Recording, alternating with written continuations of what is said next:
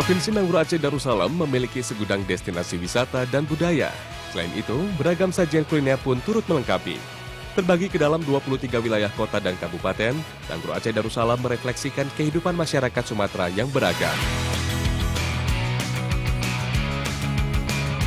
Selamat pagi sahabat Ragam, apa kabar Anda semua? Kalau kita berbicara tentang keragaman di Indonesia memang sangat luar biasa. Dan kali ini Ragam Indonesia mengajak Anda untuk melihat lebih dekat Provinsi Nanggroe Aceh Darussalam. Petualangan saya pun dimulai dari kota Banda Aceh.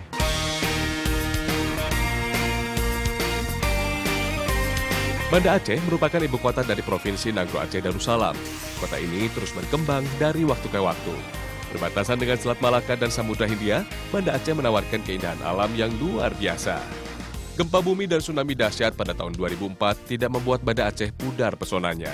Kota ini terus berbenah dan menunjukkan eksistensinya dalam 11 tahun terakhir. Dahulu Banda Aceh merupakan satu dari 5 kerajaan Islam terbesar di dunia. Aceh dianggap sebagai tempat dimulainya penyebaran Islam di Indonesia dan memainkan peran penting dalam penyebaran Islam di Asia Tenggara. Hal ini yang membuat Aceh menyimpan tradisi unik dalam menyambut sejumlah hari besar Islam.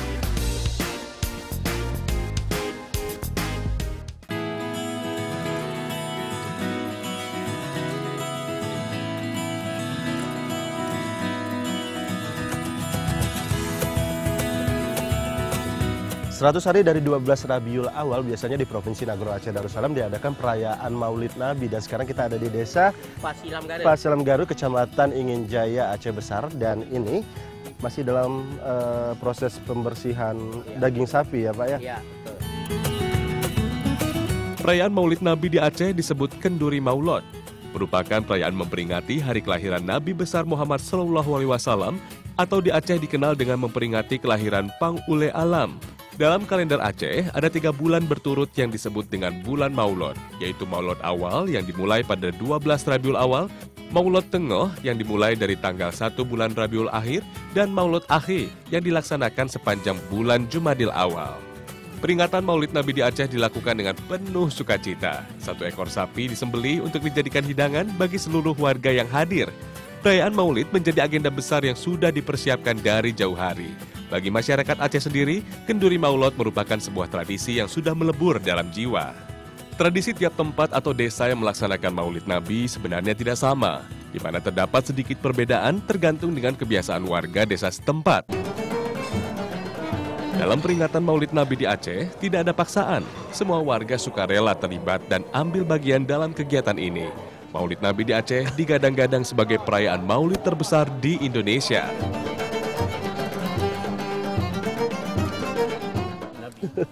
Ini pasti pada nanya kenapa tidak ada ibu-ibu yang ikut dalam kegiatan membersihkan daging ini, karena memang ada 2 istilah merayakan Maulid Nabi di Aceh, yaitu pertama kenduri rumah, di mana ibu-ibu bertugas memasak masakan dan nanti dibawa ke musola, sedangkan bapak-bapak atau laki-laki bertugas mengerjakan kenduri menasah dan nanti dimasak menjadi kuah belangong dan dihidangkan bersama-sama dan disantap bersama-sama ya Pak ya? Iya. Berbeda dengan laki-laki, para wanita sibuk memasak di rumah. Beragam kuliner khas Aceh pun dibuat. Nantinya makanan-makanan ini akan disajikan di rumah. Sementara ada juga yang diantar ke menasah atau tempat diadakan perayaan Maulid. Penyembelihan sapi atau kerbau bahkan sampai puluhan ekor, tergantung pada tingkatannya. Misalnya, untuk tingkat kampung bisa hanya 1 atau 2 ekor sapi saja. Di Aceh pada umumnya ada istilah kuah belangong atau kuah belanga, yaitu daging yang dimasak di menasah atau pekarangan masjid dalam belanga besar. Ini karena memang perayaan Maulid Nabi hanya dilakukan 1 tahun sekali, jadi semua warga berkumpul dan menyempatkan diri untuk memasak bersama, dan ini tradisi untuk menyambung silaturahmi. 1 belangong mampu menampung sekitar 50 kg daging sapi. Rempah-rempah khas Aceh menjadi ciri dari masakan ini. Kuah belangong memang jadi masakan yang tidak bisa dipisahkan dari perayaan Maulid Nabi di Aceh. Sebagian dari kuah belangong disisihkan untuk masyarakat kampung yang diundang, sementara sebagian laginya dibagikan ke seluruh warga desa. Menjelang sore, lantunan sholawat menambah khidmat yang dirasa. Kemudian para undangan dipersilahkan untuk membuka hidangan atau idang dan menyantapnya secara berkelompok. Sukacita begitu terasa dalam perayaan Maulid Nabi di Aceh. Tradisi ini menjadi sebuah kebanggaan yang menyatu dalam tatanan adat budaya masyarakat Aceh.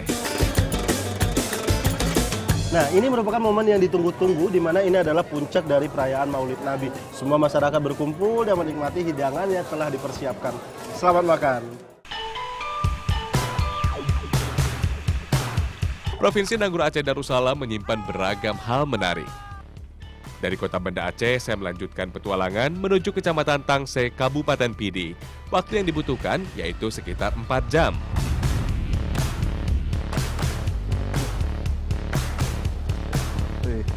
Dalam ini.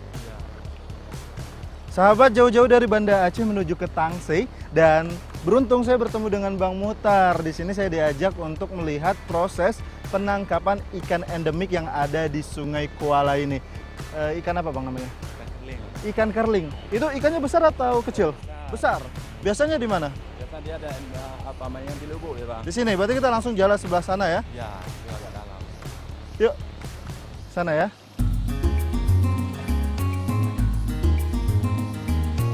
Sungai Kuala merupakan pertemuan dua buah anak sungai, yaitu Sungai Tangse dan Sungai Gempang. Sungai ini mengalir deras dengan air jernih di antara pepohonan khas tropis yang tumbuh subur. Bagi masyarakat Tangse sendiri, Sungai Kuala sungguh menjadi denyut nadi kehidupan. Aktivitas mencari ikan telah menjadi rutinitas yang dilakukan sebagian masyarakat Tangse di Sungai Kuala. Menjala ikan kerling dilakukan dengan menyisir bagian terdalam sungai. Arus yang deras menjadi tantangan tersendiri. Saya pun beruntung karena bisa mendapatkan ikan kerling. Ikan kerling atau dikenal dengan ikan sema merupakan ikan air tawar yang banyak ditemukan di daerah Sumatera yang masuk dalam film Chordata. Ikan ini bisa mencapai ukuran yang cukup besar dengan lebar mencapai 30 cm. Ikan yang masih sekerabat dengan ikan mas ini populer sebagai bahan pangan kelas tinggi. Ikan ini banyak diolah menjadi panganan khas yang banyak dicari oleh wisatawan. Selain ikan kerling, ada satu lagi hewan endemik yang bisa ditemukan. Ileh atau belut air tawar juga menjadi incaran yang banyak dicari. Namun untuk bisa mendapatkan ileh, pancing harus diletakkan pada malam hari. Berbeda dengan belut sawah, belut air tawar yang terdapat di Sungai Kuala ini memiliki ukuran yang cukup besar. Belut ini nantinya bisa diolah menjadi kuliner khas Aceh yang lezat. Berbicara tentang kuliner di Kecamatan Tangsi, Kabupaten Pidi, ini tidak bisa dilepaskan dari yang namanya ikan kerling ya Bang ya. Ya. Nah, di sepanjang jalan di Tangsi ini memang banyak rumah makan yang menjual masakan ikan kerling, dan kali ini kita mau bikin apa Bang? Asam keeng Bang. Asam keeng kerling. Ya. Asam keeng kerling merupakan ikon kuliner yang banyak dicari di Kecamatan Tangse. Kuliner ini menggabungkan lezatnya daging ikan kerling dengan sejumlah rempah hingga menciptakan rasa nan nikmat. Terdiri dari ikan keling yang telah dipotong-potong, kunyit, cabai hijau, jeruk nipis, tomat kecil, asam sunti, dan bumbu pelengkap lainnya. Panaskan air dan masukkan daging ikan keling. Sementara itu, haluskan cabai dan asam sunti. Ini sudah halus? Ya. Apa lagi Bang? Asam sunti. Asam sunti yang ini ya. Nah, ini asam sunti ini adalah salah satu bumbu yang tidak pernah terlupakan untuk masakan di Provinsi Nanggroe Aceh Darussalam ya pada umumnya ya. Untuk asam sunti ini sendiri terbuat dari yang namanya belimbing wuluh kalau di Pulau Jawa. Di Aceh apa namanya Bang? Belimbing wuluh juga? Iya. Belimbing wuluh juga ya. Asam banget nggak sih? Asam. Saya coba ya.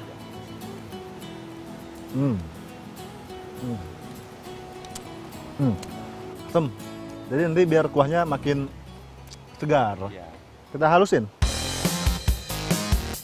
Tambahkan kunyit dan tomat. Jika sudah begitu, masukkan bumbu ke dalam kuah asam keeng, diamkan hingga mendidih.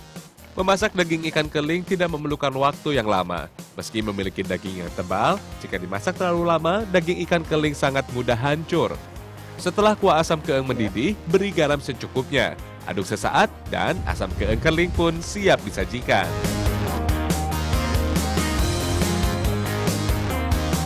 Sahabat Ragam, satu lagi kuliner yang harus dicoba di Tangse, itu namanya ileh tume. Ini kebetulan dari belut yang dipancing tadi malam ya? Iya, iya. Yang kena jebakan tadi ya.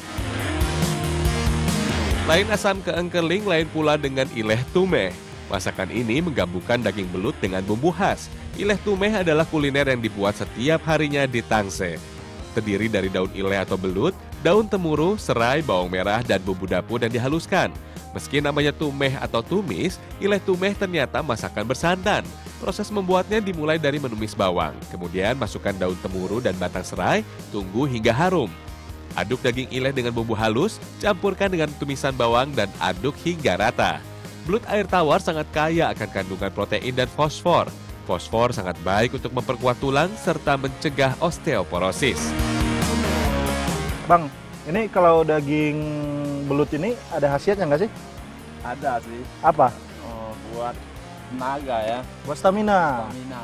Proteinnya tinggi ya? Ya, tinggi sekali. Tinggi sekali. Peras kelapa dan masukkan santan. Tunggu sekitar 15 menit dan ileh tumeh pun siap menggoyang lidah Anda. Menikmati olahan kuliner khas Tangsel menorehkan cerita tersendiri. Ileh tumeh yang lezat ditambah dengan nasi panas benar-benar menjadi hal yang wajib Anda coba. Nambah bang. Untuk asam keong ini rasanya memang sangat nikmat ya, karena daging ikan kerling ini empuk, gurih, tapi memang harus hati-hati karena durinya banyak ya, dan untuk kuahnya pas. Itu ada asam-asamnya karena tadi ada asam sunti ya. Nah, setelah ini kita akan melihat bagaimana proses pembuatan asam sunti di Aceh.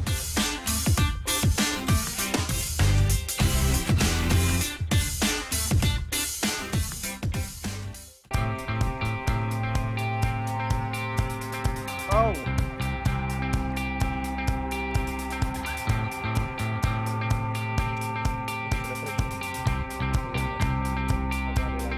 Sahabat Ragam, kalau kita berbicara tentang kuliner di Provinsi Nanggro Aceh Darussalam, pasti hampir semua masakannya itu ada asam-asamnya ya Ibu ya. Nah, asamnya ini terbuat dari yang namanya belimbing wuluh yang diolah menjadi asam sunti. Ini ciri khasnya orang Aceh banget ya. Nah, seperti janji saya tadi, saya bersama dengan Umi Dewi akan diajak melihat bagaimana proses pembuatan asam sunti. Siap Ibu? Siap ya, kita ke rumah sekarang ya. Yuk. Memiliki nama ilmiah Averrhoa bilimbing. Belimbing wuluh atau belimbing sayur merupakan sejenis pohon kecil yang diperkirakan berasal dari Kepulauan Maluku dan dikembangbiakan serta tumbuh bebas di Indonesia, Filipina, Sri Lanka, dan Malaysia. Ini PR banget karena di bagian batangnya ada buahnya, jadi sayang banget kalau keinjek. Belimbing wuluh yang telah dipetik kemudian langsung dijemur pada terik matahari. Pembuatan asam sunti sering dilakukan sendiri dalam jumlah yang tidak terlalu banyak. Terlebih, belimbing wuluh hanya memiliki masa panen 6 bulan sekali. Proses pengeringan asam sunti harus konsisten agar kadar air asam sunti benar-benar berkurang hingga tahan lama saat disimpan.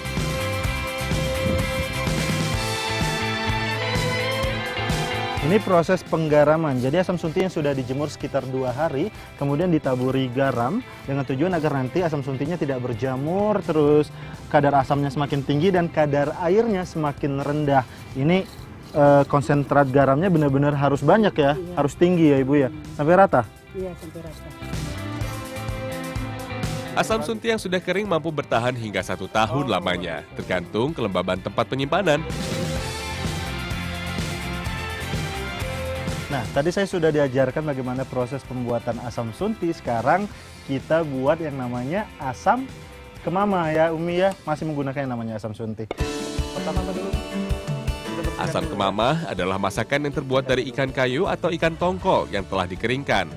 Di Aceh sendiri, asam kemama biasanya dibuat setiap hari sebagai lauk pauk. Terdiri dari ikan kayu, cabai hijau, bawang merah, asam sunti, dan sejumlah bahan lainnya. Pembuatan asam kemamah pun tidaklah sulit. Iris bawang merah, haluskan pula asam sunti. Jika sudah, panaskan minyak secukupnya. Goreng bawang dan tumis hingga harum. Setelah itu, masukkan pula ikan kayu. Ini sudah mematang? Sudah matang. Mantap. Oh. Selain membuat masakan semakin nikmat, asam sunti juga memiliki beragam manfaat. Asam sunti dipercaya mampu menurunkan tekanan darah tinggi, mengatasi sariawan dan anti radang. Aduk sesaat dan asam kemamah pun siap disajikan.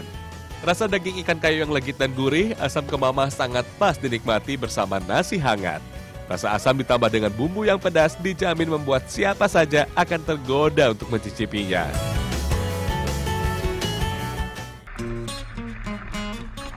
Ini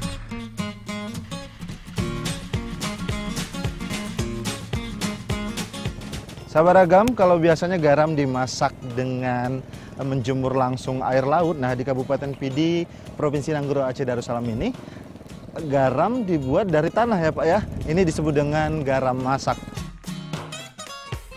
Garam sudah menjadi hal yang tidak bisa dipisahkan dari kehidupan masyarakat Blangpase, Kabupaten Pidi, Provinsi Nanggro Aceh Darussalam. Ada sekitar 80 gubuk pembuat garam atau dalam bahasa Aceh dikenal dengan lancang sira. Satu bubuk mampu menghasilkan 200 kg garam masak.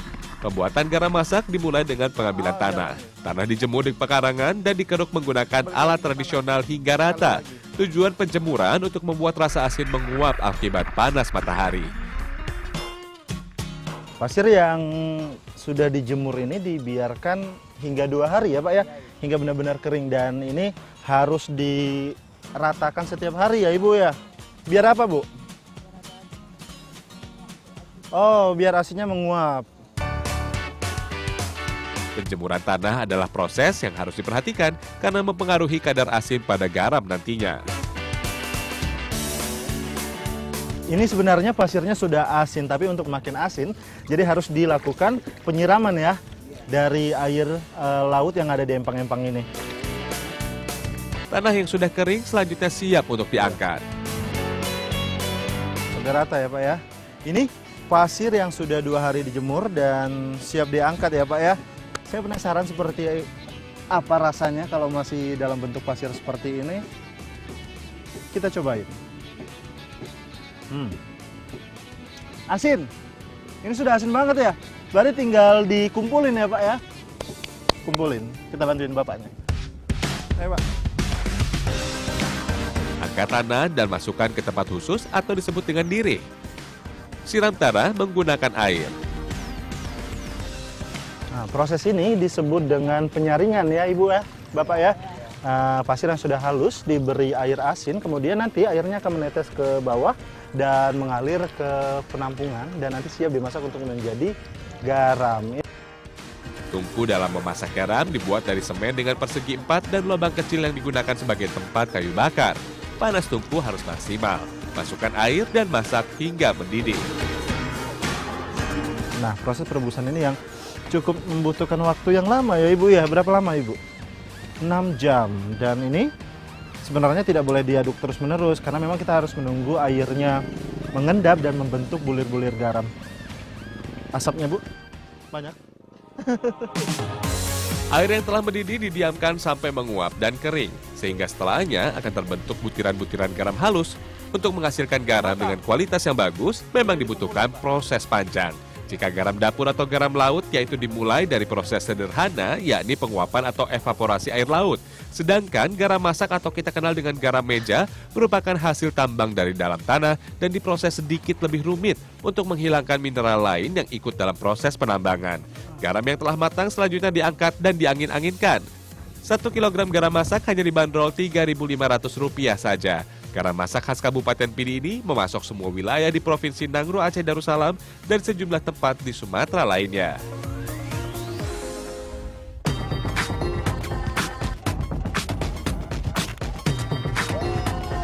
Pastikan Anda bersama kami karena masih ada informasi yang tak kalah unik lainnya. Hanya di Ragam Indonesia.